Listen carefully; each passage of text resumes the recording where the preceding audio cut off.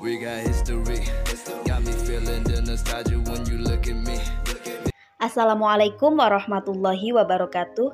Halo teman-teman, yuk kita berkenalan dengan Desa Padang Sari.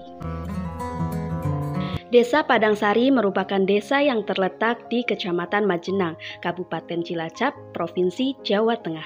Desa Padang Sari adalah hasil pemekaran Desa Cilopadang pada tahun 1989. Desa Cilopadang dimekarkan menjadi 3 desa, yaitu Desa Cilopadang, Padang Jaya, dan Padang Sari. Pada tahun 1992, Desa Padang Sari resmi menjadi desa definitif. Tahun 1993, pertama kalinya dilaksanakan pemilihan kepala desa di Desa Padang Sari. Desa Padang Sari mempunyai luas wilayah 520.720 hektar. Desa Padang Sari memiliki layanan pendidikan baik formal maupun non-formal. Lembaga non-formal terdiri dari Taman Pendidikan Quran, Madrasah Diniyah, dan juga pondok pesantren. Lembaga formal yang berdiri di Desa Padang Sari terdiri dari 1 bangunan PAUD, 4 TK, 5 sekolah dasar, 3 sekolah menengah pertama, dan 1 sekolah menengah kejuruan.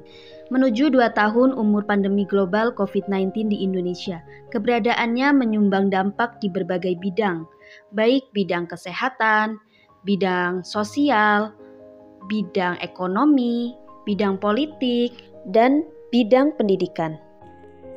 Bidang pendidikan terancam mandek selamanya karena COVID-19 memaksa untuk membatasi interaksi sosial, mengakibatkan tatap muka diberhentikan. Sehingga Kemendikbud memutuskan untuk memindahkan ruang belajar ke dunia maya.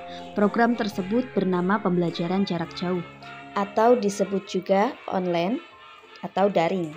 Namun transformasi dari era normal menuju era pandemi membuat kami semua sangat berusaha untuk beradaptasi dengan kondisi ini. Pembelajaran daring menghadapi banyak tantangan, terutama yang masih memiliki banyak keterbatasan sarana prasarana, sumber daya manusia yang belum sepenuhnya menguasai teknologi. Apakah pandemi mempengaruhi kinerja tenaga pendidik di sini? Pandemi ini kan memang hal yang benar-benar baru dalam dunia pendidikan. Untuk kinerja, alhamdulillah tidak terlalu berkepanjangan dampak dari pandemi ini. Cuman di awal memang mungkin terasa agak terkejut terkait perubahan-perubahan yang terjadi di dunia pendidikan. Tapi seiring berjalannya waktu, alhamdulillah dari murid maupun guru sudah bisa mulai beradaptasi atau mengimbangi. Bagaimana Bapak memotivasi tenaga pendidik untuk tetap meningkatkan kinerja di masa pandemi seperti ini? Upaya kami untuk terus memotivasi tenaga pendidik untuk bisa terus berkarya yang semaksimal mungkin di SMK Alma-Ata ini, salah satunya dengan terus membangun 5 pilar, yaitu sense of belonging, purpose, generosity, autonomy and mastery, competence and confidence. Pilar-pilar yang sudah saya sebutkan tadi untuk bisa berlangsung ke depannya gitu. Juga dari upaya kami untuk bisa memberikan fasilitas, terus juga membangun budaya organisasi yang lebih nyaman sehingga mereka juga bisa berkarya secara maksimal, dan murid-murid juga sebisa mungkin nyaman ketika belajar di lingkungan sekolah. Ada hal penting lain juga, optimisme kami ke depan insya Allah juga semoga tidak menutup kemungkinan juga mungkin ada perubahan proses belajar mengajar lagi, walaupun mungkin belum sepenuhnya 100% normal.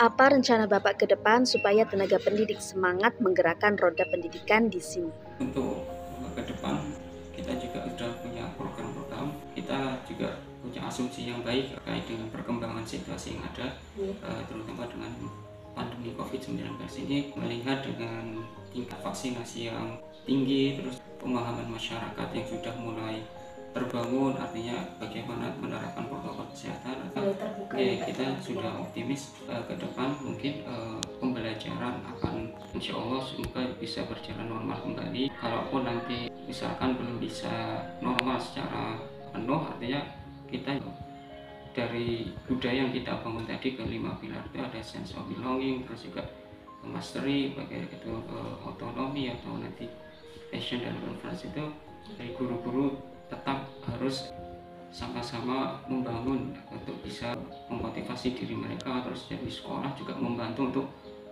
menyiapkan lingkungan belajar yang nyaman, yang memadai.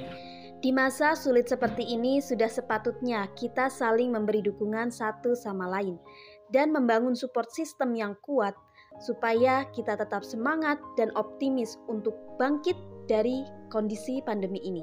Untuk sesama rekan-rekan di bidang pendidikan, ada yang dijadikan contoh harus bisa memberikan contoh. Jadi kita harus tetap belajar, bekali diri dengan pengetahuan, dengan skill, terus di-upgrade, juga semangat walaupun pandeminya entah kapan akan berakhir, tapi tetap optimis. Situasi ke depan akan lebih baik karena memang pandemi ini unprecedented, jadi belum pernah terjadi sebelumnya. Kita sebagai generasi yang belum pernah mengalami yang namanya pandemi, apalagi sampai 2 tahun seperti ini. Jadi tetap optimis, jangan berhenti belajar. Nah, itu dia sekilas tentang Desa Padangsari. Terima kasih sudah mengikuti sampai akhir. Oh ya, jangan lupa bantu channel kami untuk berkembang. Caranya dengan like, comment, share, and subscribe.